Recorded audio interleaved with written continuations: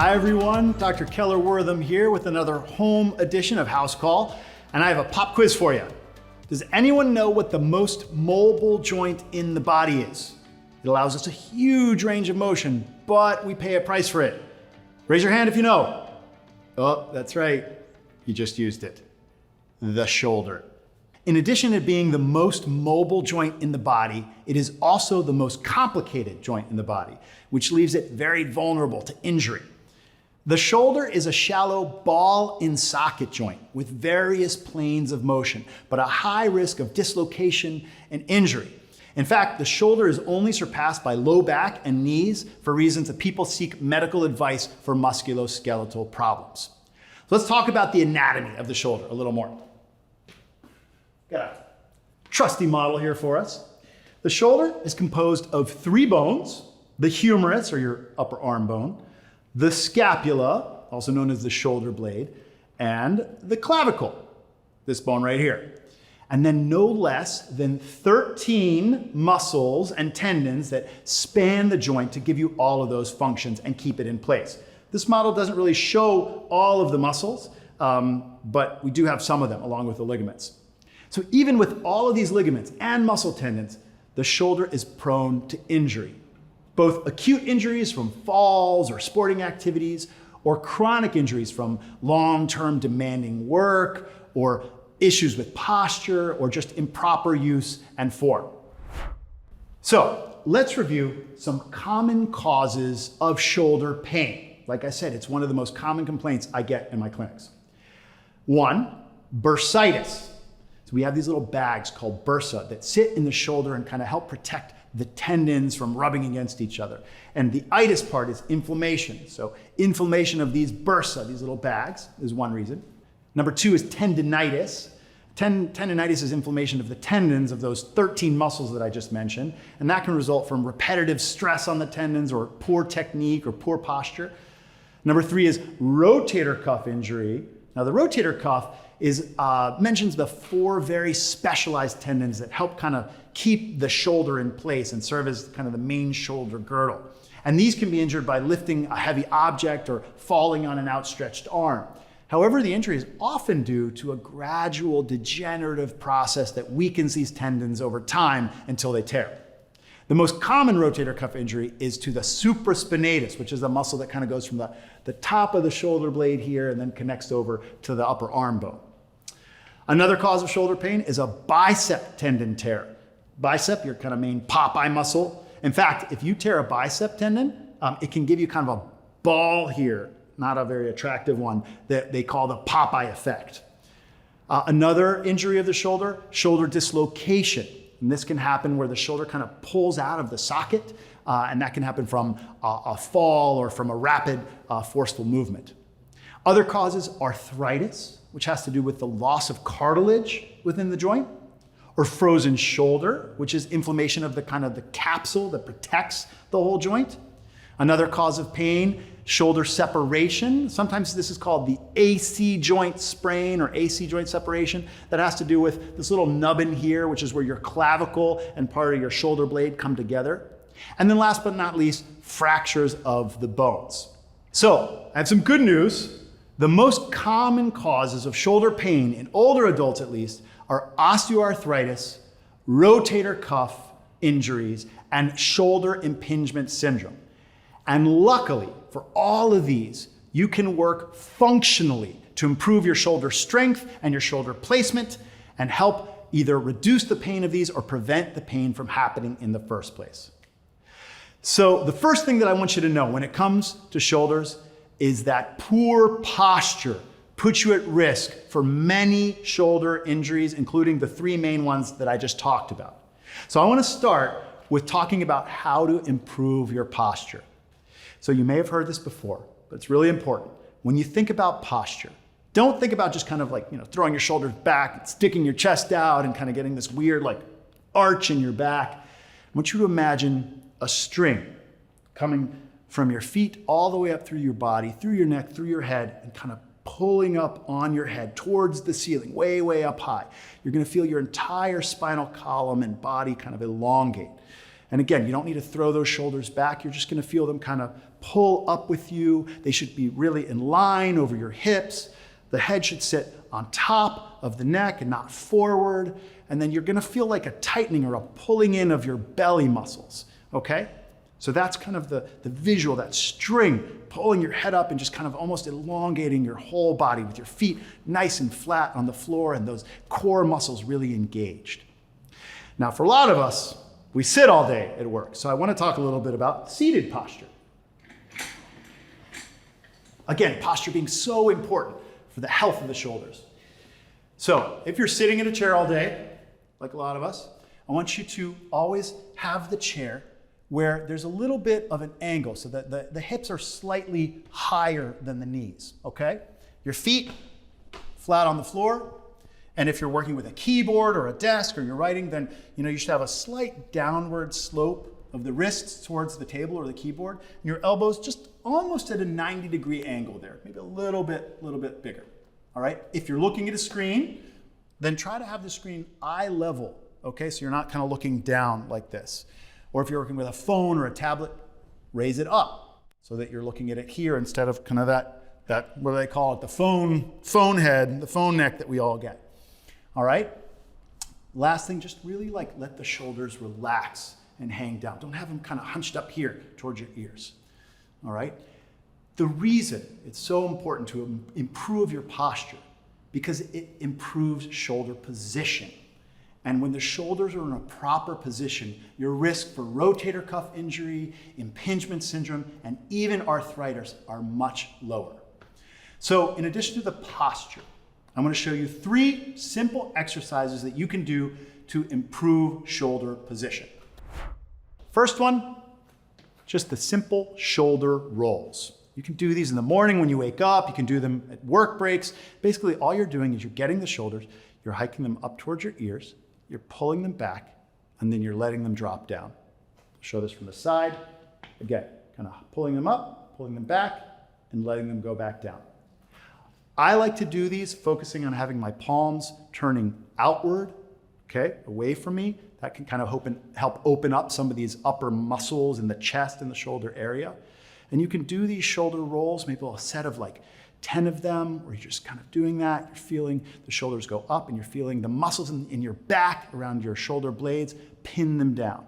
And feel a nice stretch there, especially if you open your palms away from you. The second exercise of our postural positioning exercises is just a wall stand. A nice vertical wall gives you a good reference point for your shoulders and your back. So you're just gonna stand basically against the wall. You can have your feet maybe 6 inches away from the wall. You're gonna put your butt against the wall, your back against your wall, your head against the wall. You're gonna feel that alignment.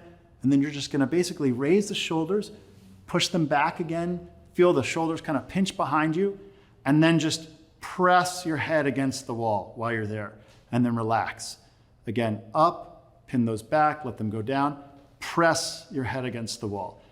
This helps strengthen some of the muscles of the neck. It helps stretch some of the other ones that can get tight with bad posture. So just work on that, okay? Again, for this, you can just kind of do maybe a series of 10, or you can just really do less and just kind of hold it there and hold for longer, and maybe just do 5 where you're holding kind of that position for 10 seconds with that muscle engagement and then relaxing. A lot of us have tension in the shoulders. So the third thing I'm going to talk about is just a simple relaxation for the shoulders. And I'm going to do this again sitting. So, if you're at work and you're sitting at your desk for a long period of time, you can do these intermittently just to help relieve that tension in your shoulders. You're going to lift your chin slightly. You're going to roll those shoulders back again and pin them down. And then once they're there, and again, maybe with your palms facing away from you, you're going to slowly nod your head yes 5 times, okay? And after that, you're going to shake your head no 5 times. This is not a rapid movement. This is a slow and steady movement, so you can feel the stretch at each of the extremities of the movement, okay? And then you're going to shrug your shoulders up towards your ears and then let them return down to a starting position. So you can really feel the tension in them and you can feel that release. All right? So again, Posture is so important for shoulder health, and these 3 exercises can kind of help with shoulder positioning and therefore posture. But that's not the end of it.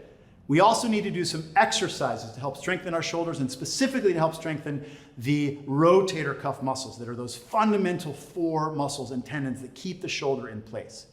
The good thing about these exercises, they don't require heavy weights. They are very low impact. You just need some elastic bands and little weights of maybe 1 to 3 pounds to do all of these exercises.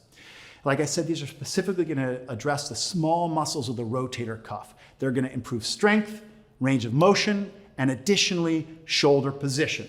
Like I said, that's so important. First one, just what you call the pot stirrers, okay? Just gonna grab a little weight. I got a 2-pound weight here. I'm just gonna lean over, comfortable position. You can have your forearm here if you like, or you can use your hand if you can't go down that low. You're just gonna let your arm hang down with a little bit of traction from that weight, and you're just gonna stir the pot. I'm looking up at you, but you'll be looking down when you do this. Stir the pot like that, all right? Stir the pot one direction, stir the pot the other direction. What this does is it helps loosen up the shoulder for the rest of our exercises. This weight provides a little bit of traction to kind of help stretch out those rotator cuff muscles. I would say do 10 stirs one way and then 10 stirs the opposite way, okay? Again, this is not forceful. This is just meant to kind of warm up the shoulder, just a nice rotational movement. All right, that's one exercise. Number 2, which is gonna continue to kind of elongate those muscles and warm them up, are shoulder pendulums. You can use the same weight here. I'll stand sideways so you can see. And you're just gonna go through the kind of range of motion of the shoulder by swinging that weight. It's a little bit almost like of a traction exercise. Okay, you can go that way. If you wanna do them another way, you can do the front plane. Again, we're just warming up the shoulder, so we're talking about maybe 10 movements in each plane. That'll give you a nice start there, okay? Again, not forceful. Maybe just 10 this to the side and do, of course, with each arm. And then you've got the shoulders kind of nice and ready for the rest of your exercises. Our third exercise will be a wall push-up. Basically, you find a wall. You're gonna stand about 2 to 3 feet away from the wall, and you're just gonna push in and engage away from the wall. Let your body come in, and again, push away from the wall. When you do this, you want to feel the shoulder blades again kind of retract behind you and then extend out. If that feels too easy for you, you can do this with an exercise ball. Put the ball there. Now you're doing a push-up with the ball. Kind of have your hands turned out a little bit there for control. And then just let yourself go in and push back out. Again, these are slow motions, and push back out. When you use an exercise ball, it wiggles. So you have to use these tiny muscle fibers that help with stability for the muscles. So it's a very great way to kind of add an element to your exercise. Your fourth exercise are internal and external rotations. So you need an elastic band with this, all right? So I'm gonna grab one here. I have this very comfortable elastic band here. You can get one without handles if you have one. These are very easy to come by at sporting stores or even kind of your general kind of marketing stores like Target and whatnot. So basically, for one of them, the external rotation, what you're gonna do is hold the elastic band with your elbows locked down at your side. You can even put a rolled up towel here if you want, just give it a little bit of support. And with those elbows down at your side, you're just gonna kind of pull away and relax. These are very important for working the external rotators of the shoulder. Again, this is not a fast movement. This is a slow, steady pull away and relax back down, pull away and relax back down. The benefit of this is I get to work both sides at the same time. And you might hold it for 1, 2, 3, and come back in. 1, 2, 3, and come back in. So with this portion of it, I have to be a little creative here. I'm just looping this around a table, but you can do this around a door or something. What I'm doing with this is now the internal rotation. So I've got my arm starting in the outward position, and I'm just pulling it in, okay? I'm feeling that traction as I pull my forearm in towards my body. Again, you want your elbow down at your side. This is a nice controlled movement. And again, sets of 10 are perfect. You can hold it 1, 2, 3, and then back out. 1, 2, 3, and then back out. With elastic bands, it's very easy to change the resistance that you're feeling by either shortening or elongating the strap. For our 5th exercise of this series, I'm going to show you what I call a standing V raise. You're going to need 2 weights. Again, they don't have to be very heavy. You're going to stand here in good form, kind of feeling the core engage. And you're going to start raising these in a V motion out to the side of you, kind of diagonally out to the side. Again, I like to do sets of 10. You can do 3 of those sets. Doesn't have to be a fast motion. And you're raising it up, and you can hold at the top. 1, 2, 3, and back down. 1, 2, 3, and back down. These are all very good at exercising those very important yet fragile muscles of the rotator cuff. For our 6th strengthening exercise here, we're gonna do a seated row. Again, I'm using my elastic band with handles. I'm gonna sit here on the floor. If you can sit like this with a little bend in your knees and your toes pointed straight up, that's perfect. If that's a little too challenging, you can also kind of be in a little bit more of a bend there. And then you're just gonna basically pull these handles in to about the chest level. You're gonna feel your shoulder blades retracting behind you. Hold for 3 seconds and then release. Pull it in. Hold for 3 seconds, and then release. If it feels too easy for you, move further away from whatever you're using to anchor your band. Here I've got it around the leg of my table here, but at home this could be a pole, it could be the leg of your dining room table, your kitchen table. Pull, hold 3 seconds, and then release. Again, I like to do sets of 10. You can do multiple sets if you feel like you have the time or you have the stamina to do that. Moving on here, you can see how helpful it is to have an elastic band like this. We're gonna do bicep curls. Bicep curls also help the shoulders. The bicep is a fundamental muscle that helps the shoulder engage and move the arm in all these different directions. Again, you can do both at the same time, or if it's easier for you to focus on one arm, you can do one at a time. I'm gonna hold here, and I'm just doing a curl, okay? Keep your elbows, again, kind of locked at your side. Slowly raise up, hold, and release. Slowly raise up, hold, and release. Again, 3 sets of 10 is perfect for this kind of exercise. And if you feel that, oh, that's too easy, you can make your band shorter, putting it under both feet. Oh yeah, see, I felt the weight go up a little bit in that, all right? Again, slow and steady wins the race. Moving on for my 8th exercise, this is what I call a diagonal. You can put the band under 1 foot. And now we're gonna work with my right arm this time. You're basically just going diagonally across and up to the top. Now, if you have some shoulder arthritis already, you might not be able to get all the way up there. That's okay. Like with all exercises, you don't want these to cause pain. If you feel that you're hurting more than like a 2 or a 3 on the pain scale, you're doing too much. All right? Just slowly going up and diagonally and coming back down. If you can only get to about here, that's okay. Just go about that far, and then as you get more range of motion, you can go a little further. And if you feel like that's too heavy, give yourself some more room there on the band, okay? It'll make it not quite so much resistance. Our 9th exercise is really more of a stretch. It's what I call a wall climb. Here, basically you just find your trusty old wall, and you're gonna use your fingers and you just start to climb up. And you climb as high as you feel comfortable. Again, you're trying to kind of stretch all of the small muscles there. If you can get closer and closer to the wall, if you can get all the way up against the wall, you can turn your body away from the wall a little bit. And then when you get to that position, just lean into it. Lean into it. For this, it's not as much about a repetition of sets. You can kind of do just one long stretch, staying there for about 30 seconds. 20 seconds if 30 feels too long for you. And then you can come, relax, let your arm come back down. If you want to repeat it, you can do a second stretch for 20 to 30 seconds. And then, of course, repeat on the other side.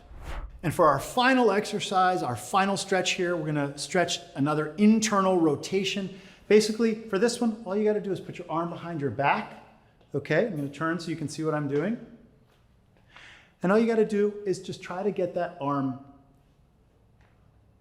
as high as you can without hurting. Again, less than a 2 or a 3 on the pain or discomfort scale. And just have it there. Once it's there, you just want to feel your shoulder press back. That's where you get the stretch. You get it in a position and you just feel your shoulder pull back. Oh yeah, I can feel that too. I have tight shoulders from an internal rotation standpoint. So you guys might be able to get your arms way up behind your back. But if you can't, even if it's down there even lower, just get it there and then feel that shoulder pin back. So there you go, 10 exercises in addition to the 3 postural exercises that we went over to help work on your shoulder strength, position, help prevent some of the main causes of shoulder injury, which include rotator cuff tears, and just arthritis and impingement syndrome. But a couple caveats here. When you should call your doctor instead of just trying to do these exercises at home. Number 1, if the pain is lasting for longer than a week. Number 2, if it's interfering with your sleep. Number 3, if your joint looks deformed. Or number 4, you can't move at all without feeling pain. Number 5, if you have a sudden increase in pain or a sudden onset of the pain. And last but not least, number 6, if your shoulder looks swollen or red or is warm to the touch. Okay, but if your shoulder looks in good shape and you can go through these exercises, then go ahead and start with this program. Try to do it at least several times a week, and you will really help to get those shoulders in the right place, keep them strong, and prevent one of the main causes of musculoskeletal pain that I see in my office. All right, guys, I'm Dr. Keller Wortham. This was another home edition of House Call. I will see you guys soon.